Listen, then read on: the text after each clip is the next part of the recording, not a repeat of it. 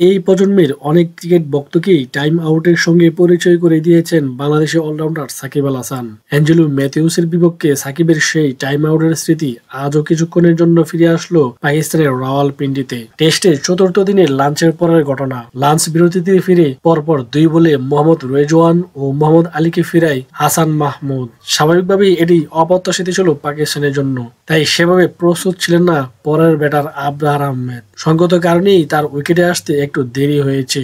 বেশ খানিকটা সময় ড্রেসিং রুমে ব্যয় হওয়ার পর দৌড়ে মাঠে আসছিলেন আবরাহার। সেই সময় তার গ্লাভস পরে যায় মাঠে। তখন মজা করে সাকিব আল হাসান হাসতে হাসতে আঙ্গুল তোলেন। মাঠে, ড্রেসিং রুমে, ডাগ আউটে এবং কমেন্ট্রি বক্সেও সবাই বিষয়টি নিয়ে মজা নিয়ে হাসছিল।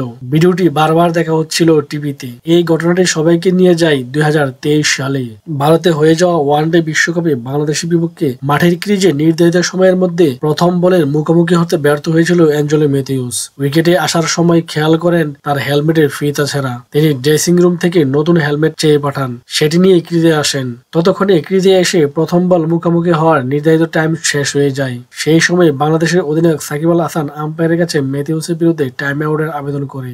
মাঠে 2 আম্পায়ার আলোচনা করে তাকে টাইম আউট ঘোষণা করা হয়। ম্যাথিউস হয়ে যান আন্তর্জাতিক ক্রিকেটের ইতিহাসে প্রথম টাইম আউট ব্যাটসম্যান। আজকেও এমন একটি ঘটনা ঘটতে পারত।